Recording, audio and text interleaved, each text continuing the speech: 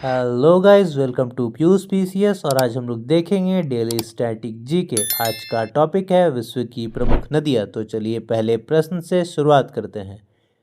जल के आयतन के आधार पर विश्व की सबसे बड़ी नदी कौन सी है? अमेजन नदी।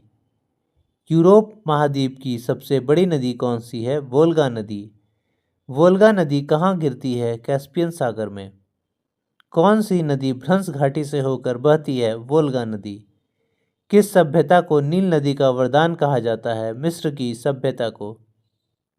यूरोप की कौन सी नदी कोयला नदी के नाम से जानी जाती है? राइन नदी।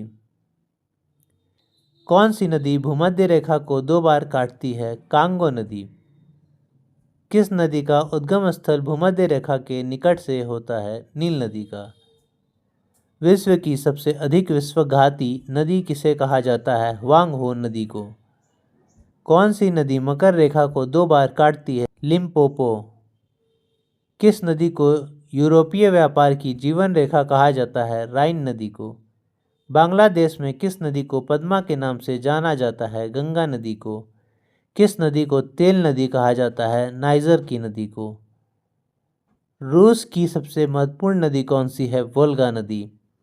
लाल नदी किस देश से होकर गुजरती है? वियतनाम से। मर्रे डार्लिंग नदी कहाँ बहती है? ऑस्ट्रेलिया में।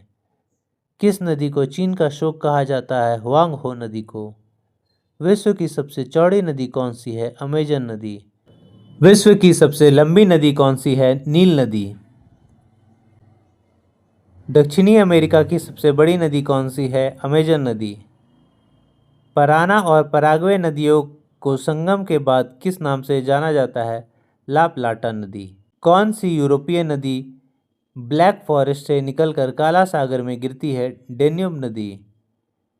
जो नदी सागर तक नहीं पहुंचती और रास्ते में ही लुप्त हो जाती है उसे क्या कहते हैं? अंतःस्थलीय नदी। अमेजन नदी का उद्गम स्थल क्या है? एंडीज पर्वत। लीना नदी किस सागर में जाकर गिरती है?